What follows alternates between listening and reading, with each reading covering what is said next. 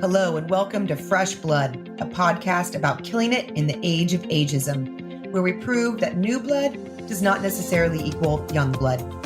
I'll be your host, Jolie Downs. With over 20 years of executive recruiting experience, I've learned how much we need discussions around this issue.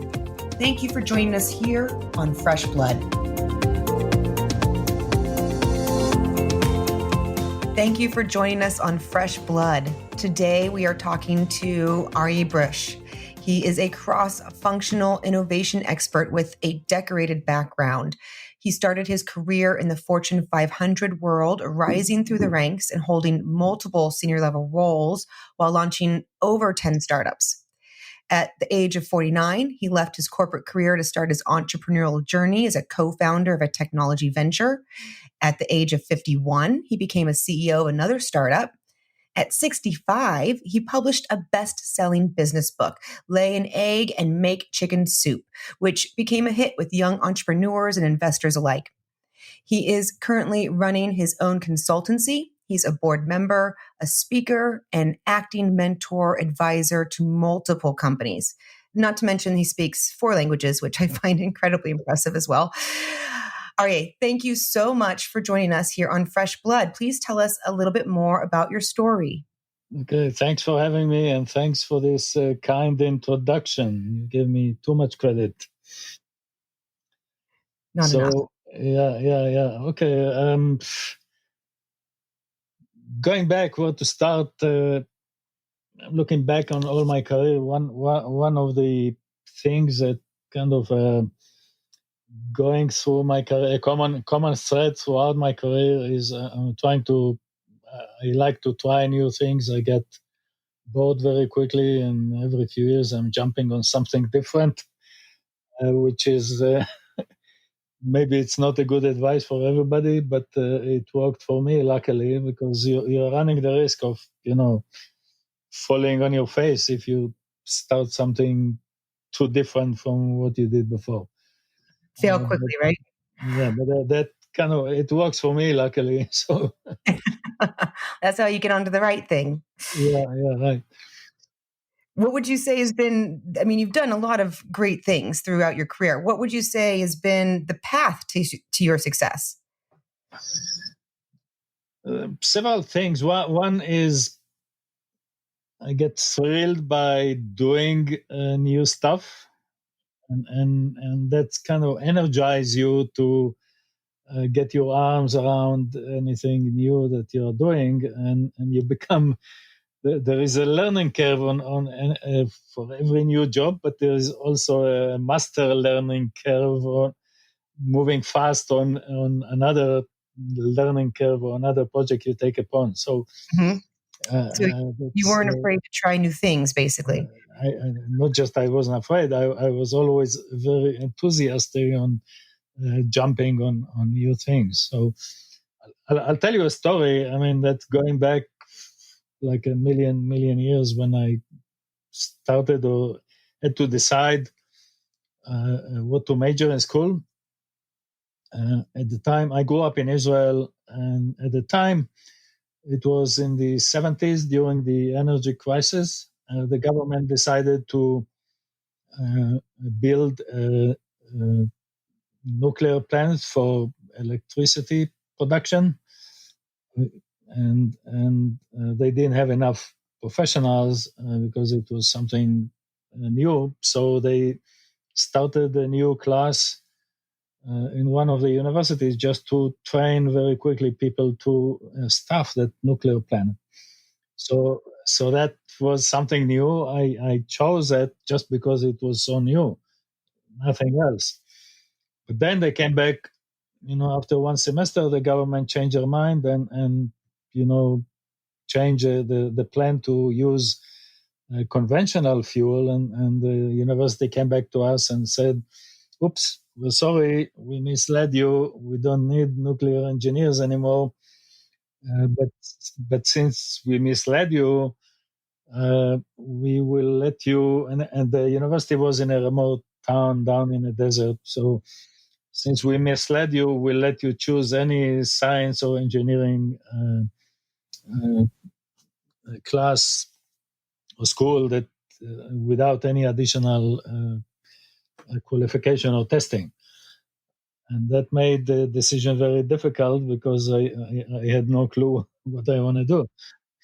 So, but then a week later, they solved my problem because they came back and said, we misled you again. You can qualify to anything you want except for electrical engineering. So that made my life easy. I said, aha, okay, I'll show you that I can qualify to electrical engineering. And it's a lifetime career choice that I made just to show them that I can do it. I love that. So that kind of tell you what drives me. No one's going to tell you what you can't do. Exactly. Brilliant. So, and the rest is history. Yeah, and so you just went from there, and then that's how you ended up into the semiconductor world. I take it. Yes. For the same reason, semiconductor at the time was so new, and there used to be a company. You're in the Bay Area. I don't know if you remember them. National Semiconductor. Yes. Mm-hmm. I used to work with them. Ah, cool. How come we didn't meet? You never know. It was a long time ago. We might have. Yeah. It's probably like 20 years after my time. So, they decided to open an R&D center in Israel just when I graduated, or just before I graduated, and so I jumped on the opportunity just because it was so new and so fresh. Most electrical engineering employers at the time in Israel were, government contractors or government owned or what have you, very traditional.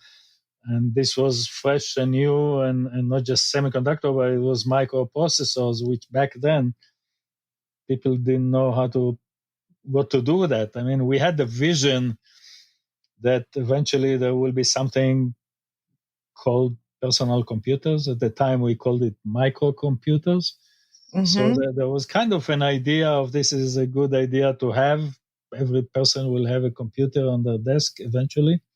But it was more of a futuristic vision. It was not as popular, definitely not as popular as today. Isn't that interesting? How did you feel about it? What was your personal feelings at that time? No, it totally makes sense to me. Made sense to me at the time, and I love to get my arms on new things. So I interviewed for the job, and somehow I managed to get in, and I loved it. I loved every moment of this because it was so new. It was so new that I felt like I'm, stretching the envelope for the entire universe.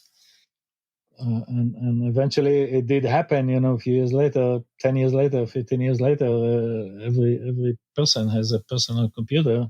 You're on the forefront of that. How exciting. Yeah, exactly. So we were even before the forefront. It was like... No, you have a lot of incredible accomplishments listed, throughout your career. I'm curious what would you say your greatest success has been? And what did you learn from it?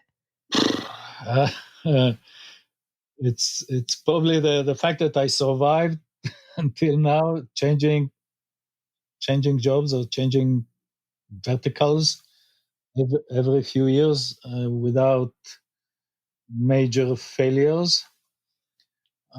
That's probably, looking back, that's kind of a success story by itself. It is.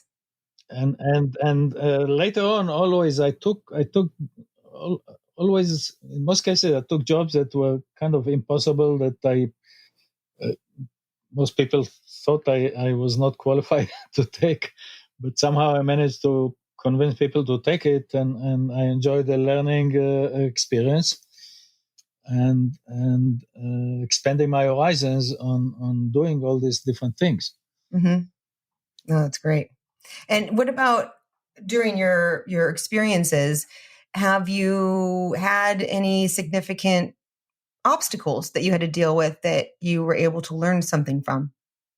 Yeah, so definitely, because every time I took some impossible jobs, the obstacles were usually to get down the learning curve as quickly as possible, so I can function, on the job. Did you have a method to deal with that? Yes. So I think it kind of, one good example kind of connects to the theme you're trying to accomplish in your book and in your story. As I said, I came from R&D. I was an R&D engineer, and after I finished my MBA, the company I worked for Motorola at the time after National Semiconductor. So after I finished my MBA, they transferred me to Austin, Texas, and I came to them. Actually, I requested this transfer. I said I finished my MBA. I want to do some business jobs, and because the operation we had in Israel was primarily R&D and engineering. So they said, fine, come over. They gave me a marketing job, a kind of a mid-level marketing job to get my feet wet. And then 2 years later, I became the marketing director of a very large business unit. And I had frankly, don't tell anybody, I had no clue how to spell marketing. Okay. So You'll fake it till you make it. and what I did basically, I hired the most experienced marketing people I could find in the company. So some of them, like I had one guy that was 20 years older than me. I back then I was maybe in my late 30s or early 40s, and one of the people on my staff was in his. Actually, two of them were in their 60s.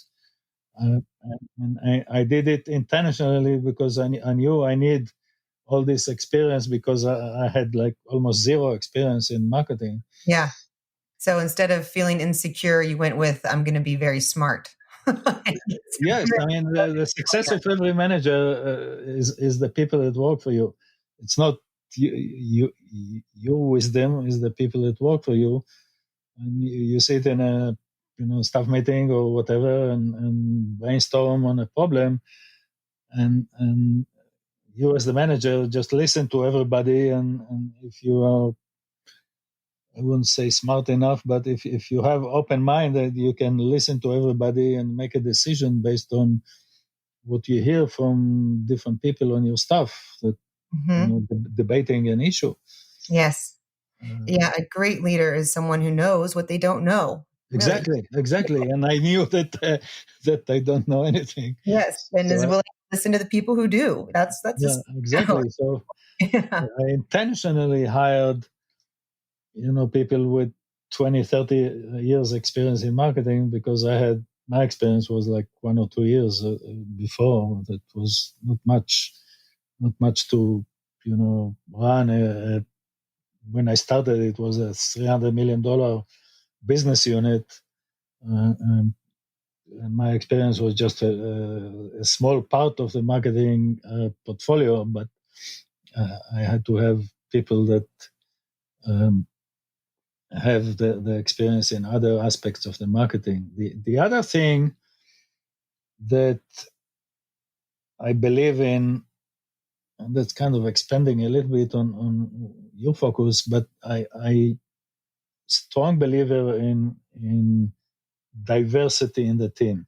Definitely. And the diversity, most people, at least in this country, think about diversity, okay, in black and white terms, literally, but diversity in business is more about the color of your skin or your gender. It's people from different backgrounds coming with different ways of thinking.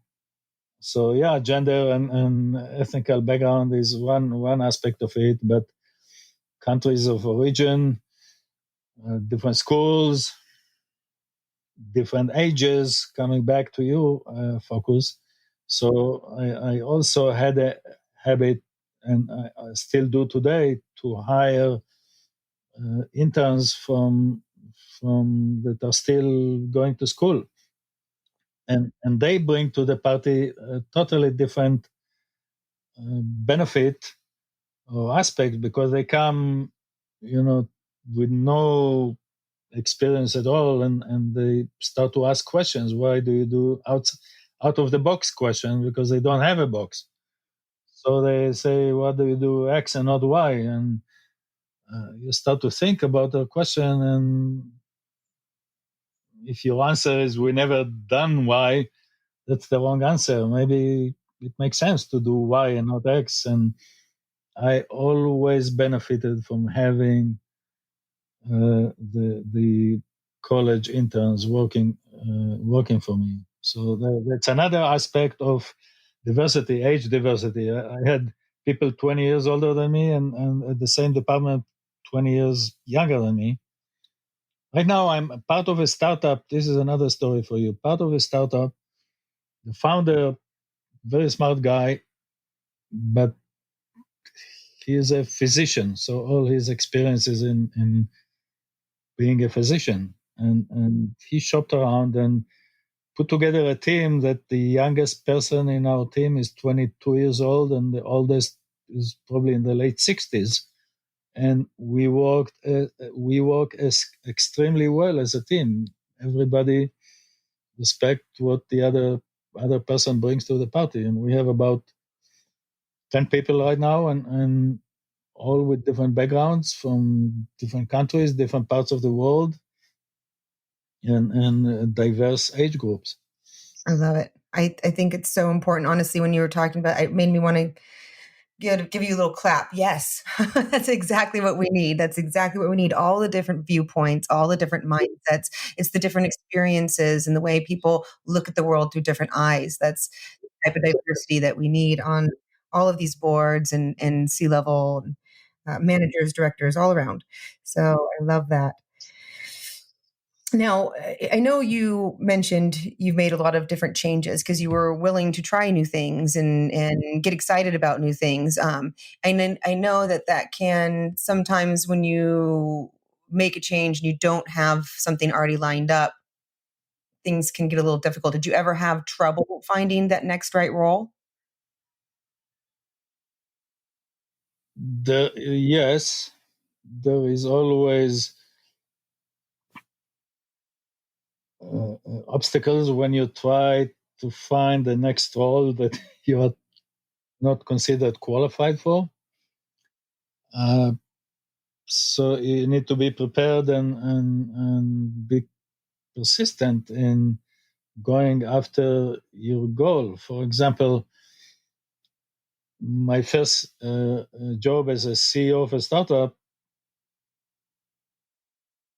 everybody told me that they don't want to hire a first-time CEO, and my answer was every CEO was you weren't born a CEO, so every CEO was at some point the first-time CEO. So this argument against first-time CEO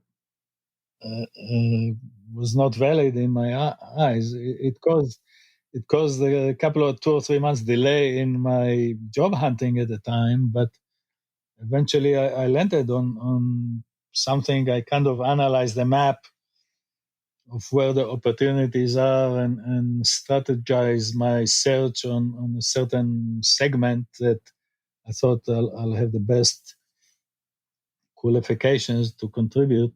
And eventually I was offered even a job that I didn't know existed, but they came to me and offered me the job.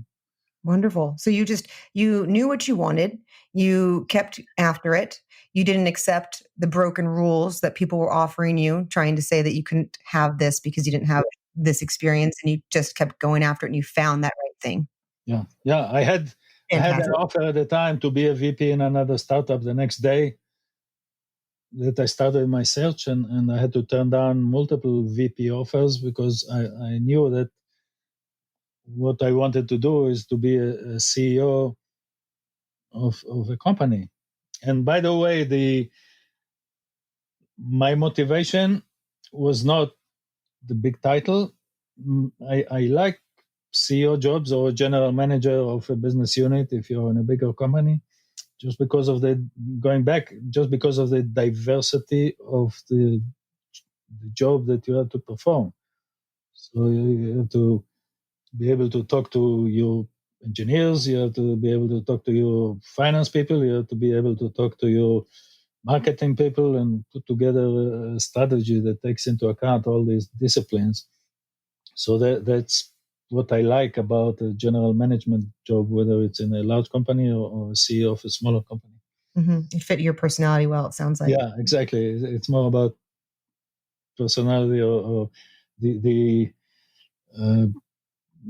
my liking of diverse day in my job. I don't like to walk in at 9:00 and do the same thing over and over and over every day. No. You have to love what you're going to do. You have to love it, and not have that pit in your stomach when you think about having to go do your jobs. Well, some people, so it has to do with the personality. I know some people that have been expert in a certain discipline or certain niche in the overall picture. I have a friend. I have a friend that he is like in his 70s now, approaching maybe 80, and every time he's an engineer and he's doing engineer job and he's like expert in it, and people grab him every time he finish a project. He gets the next day he starts another job, and he's approaching 80 because he's so good in what he's doing. So some people like to be super good in one thing, and then the employers chase them, and that's one career strategy that works for many people. In my case, it was the opposite. I try to be as diverse as I can just to keep myself interested in what I'm doing. Well, and we need all these different types of capabilities. People are, have your abilities and have these different experiences. I mean, you're perfect for this type of a role as a CEO or what you're doing as an advisor and mentor to these various companies. So the next step in diversity of what you do is do the same thing with multiple companies. That's what I do now. At any given time in the past 10 years, I have 2 or 3 clients that I work with, and so it's kind of being multiple CEOs, if you want, or a board level. Mm-hmm. In your book, are you offering a lot of the advice that you learned through your time in the Fortune 500 companies? Yes. So speaking about the book talks about innovation process. Most of the books that address innovations are talking about how to come up with a new idea and how to raise money for it. But I focus on the execution because what I realized over my career is that many good ideas fail because of failure to execute, not because the idea was bad, but the execution was bad.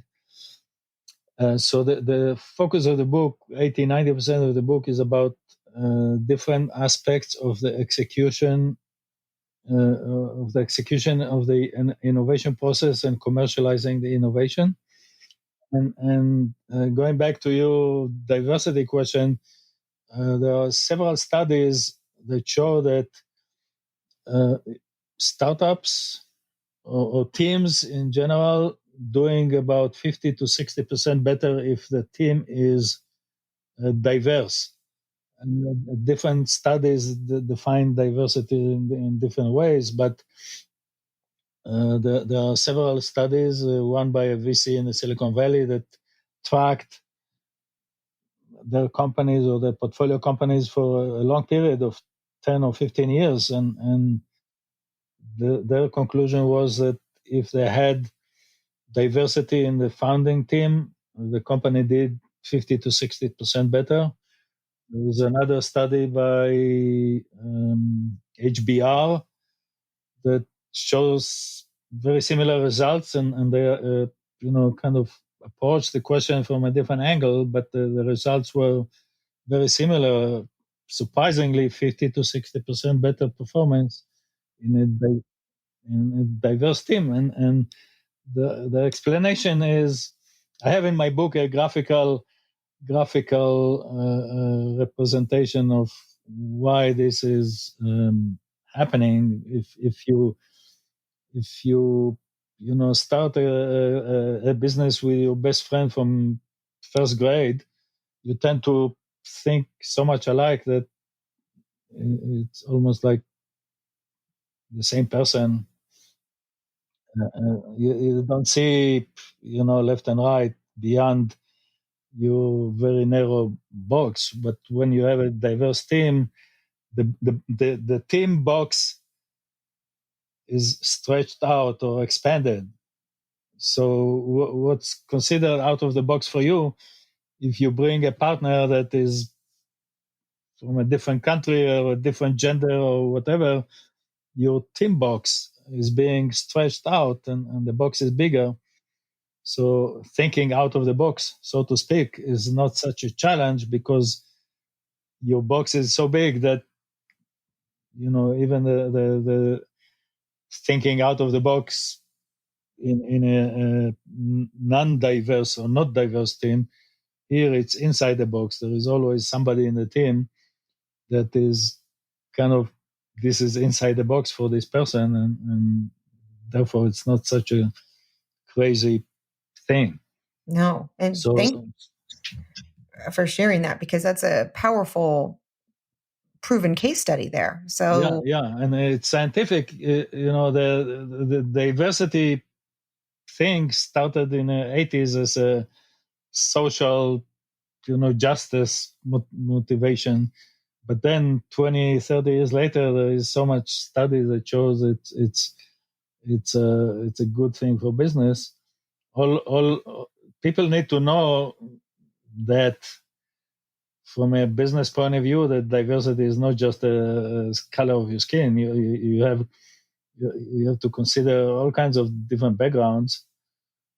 Because if I'll give you an example, if you take a black person and a white person growing up in the same city, going to the same school, going through the same training, they kind of, other than the color of the skin, they seem to be similar thinking. But when you take a white person from the US and another white person from Russia, the thinking diversity is wider and more diverse. So need to think more about more than just the color of your skin. completely agree. Yeah, the breadth of experience. Yeah, right. Yes. So it sounds like you've had a lot of experience with this, and it sounds like your book might have some advice to share. What would you tell people who might be, especially now when this pandemic and there's a lot of people out of work and who are looking for something new. If someone is struggling to find that next role, is there any best advice you would give them? Yeah, so be open-minded on what you can do and what drives you, and it's different from different people. In 2008, the entire high tech went to a emergency stop. Okay, so many of my colleagues said, okay, we've seen recessions before, we will wait, and a few months later we'll be rehired, and it worked for them. I have people that were out of a job for a year or two, but then they were rehired in 2010 where the market picked up, and they're happy and it worked for them. In my case, because of what we talked, I immediately jumped on wind energy, something totally different. And I did very well there. So, Found that new thing. the 2008 pushed me into a different industry, and I was open-minded to put my arms around something different. So that's something that people need to, especially when your focus is, more mature people. You have to realize that what you bring to the party may be different at the age of 50 than it was at the age of 30. And every few years, take a pause and analyze what the industry need versus what you have to offer, and be flexible to change what you do. I'll give you another example. One of the very senior executives at Motorola, after retirement, went and did a teaching license and became a high school teacher. Oh, wow. I Yeah. love that. And I Yeah. bet huge impact on so many lives doing that. Yeah, right. So you have to be a little open-minded. He had PhD in physics. So he said, okay, I'll go and be a physics high school teacher. And that's what he did. No, that's great. I can see that throughout your life that keeping that open mind, being open to new things, not being scared to make changes has really led to a lot of great things in your life. Yeah, right. And it worked for me. It may not work for others, but the one thing that any person needs to be able to think, okay, where is my value now at the age of 55? Then it most likely be different at the age of 30. Yeah. Yep. No, you're right. And just like you said, you were mentioning that you've had many people have this experience where they're trying to find something, and it may have taken a little time, but they found something, things turned around and things got better. And yes, that's what I've continuously seen through the previous downturns as well. It does work out. Things get better. So, before we sign off, there was something that you were talking about. I wanted to ask you about. You were saying in your book that you spend a lot of time on the execution because is the number one thing that stops people from moving forward. I was just curious if there is a number one blocker, if you will, that's typical amongst people that causes their lack of execution. Yeah, then the number one blocker is the block that you don't see. Which is what? Depends on your background. So the structure of my book is almost like a checklist. Every chapter is talks about a different block, and the way it's structured, I have maybe 1 or 2 pages of just introducing the discipline, and then maybe 2 or 3 examples of either success or failure of this block, as you called it. What failure is what you don't know, and you don't know what you don't know. So that's why I structure the book as a checklist. And I have by the way, I have a free checklist on my website that can be downloaded just with the items, just with a checklist, pure checklist with no stories. What the book adds to the checklist is stories. So it's kind of entertaining what people are telling me, at least. It's entertaining to read because every item in the checklist have several stories, and the stories are going back to diversity. The stories are from different industries intentionally because you can learn from one industry to another. Let's say you're a CEO of a hospital and you have some customer service issue. Don't check another hospital, check hotels or check airline and get some ideas, customer service ideas from there, or vice versa. So you can learn from other industries generically how to address different problems. Oh, I love it. And I really love how you answered that because it was very striking. It's the block that you don't know, the one that you don't realize. You have to shine your awareness all over to find what that is. Yeah, exactly. I call it blind spots. You don't see what you don't see, and if you're not careful, you bump your car in something. Yes. Oh, I'm super curious. So I'm definitely going to check that out. Thank you so much for your time. I loved hearing your stories. You had so many valuable takeaways from your career, and I really appreciate you sharing it with us. Thank you, Arie. Thank you. Thanks for having me. I enjoyed the conversation, and once again, I just published my book. So if you have any questions about that process, feel free to. Yes, and I'll provide a link to your book in the show notes as well. So anyone who wants to find that can easily do so. Thank you. I appreciate it. And I'll send you a book if you share your address send me an email with your address. I'll send you a book. I would love it. Thank you so much and hope to connect with you again. Okay, thanks. What a great talk with Arie Brish. Another story with insightful takeaways.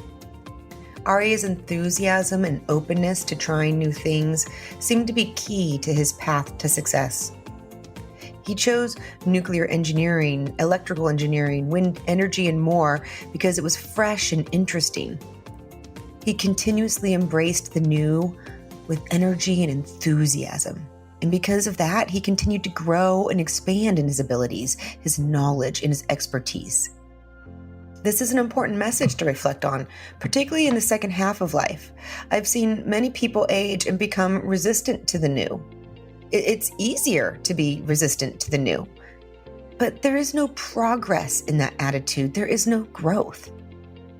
Yes, it's hard to embrace change and put yourself out of your comfort zone, but that is where magic can happen. As Arie learned, when you do embrace new things, there's often a ramp-up period of learning. His method of success with this obstacle was to accept roles that were at a lower level than he was previously, to give him time to master the position and learn the industry. Instead of being insecure, he did what all great leaders do, and he brought on people smarter than himself so he could learn the things that he did not know. He put himself in a position to succeed rather than pushing the envelope, worrying about title or ego, and inadvertently setting himself up to fail.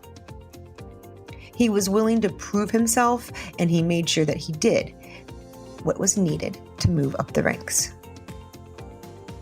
He also employed the ever-important fake it until you make it. And there is a lot of truth to this.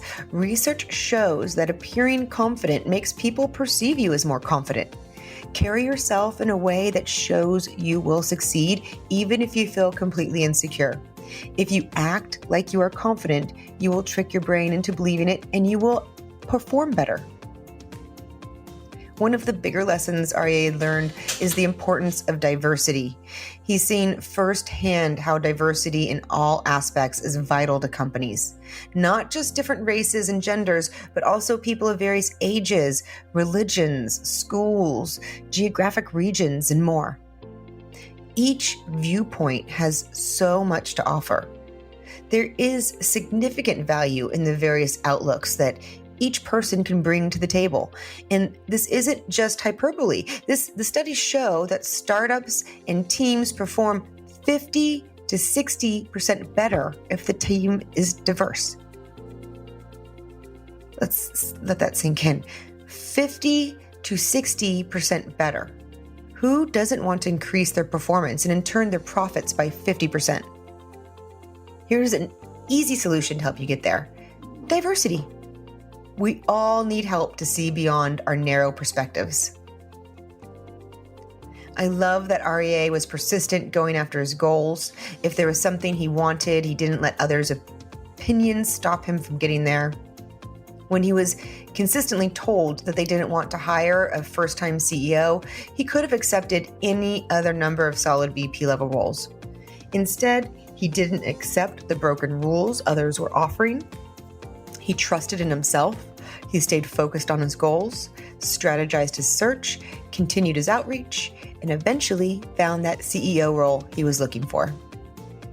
He shared with us one of the bigger takeaways from his book, Lay an Egg and Make Chicken Soup, which is that the biggest reason good ideas fail is due to execution. This is so true. How many good ideas have you had that just fell to the side in the face of day-to-day life? Ask yourself, what's blocking you from going after your big idea? Is it a misguided belief? As Arie shared, the number one blocker you have is the one that you don't see. It's the one you're not aware of. And the only way we can overcome our blocks is to shine awareness on ourselves and find those hidden beliefs that are holding us back. Are you feeling you aren't good enough? Not smart enough? Are you a procrastinator, an overthinker, a perfectionist? The process begins with the decision to start looking closely at yourself, identifying where you need help, and beginning to make the appropriate changes. I'll leave you with some parting advice from Arie, timely for the economy we find ourselves currently in due to COVID. He suggests that when searching for that right next thing, we all remain open-minded on what we can do and what drives us. When his friends struggled during the last downturn, they all ended up where they were supposed to be, some in the same industry and others in new fields. As this is the third downturn I've experienced as a recruiter, I can attest to this truth. Even if you are struggling now, you will find that right next home. Arie himself pivoted to wind energy during the last downturn. He embraced a new challenge and he found himself new opportunities that led him on the path to where he is today. He reminds us that every few years we should reflect on what our industry needs and what we have to offer. Have the courage to update or change what you do according to the answers you find. I'm wishing you all the best. Until next time. Thank you for spending time with us on Fresh Blood. If you love this episode, please consider subscribing, rating, or giving us a review. I'm looking forward to connecting with you again on the next episode.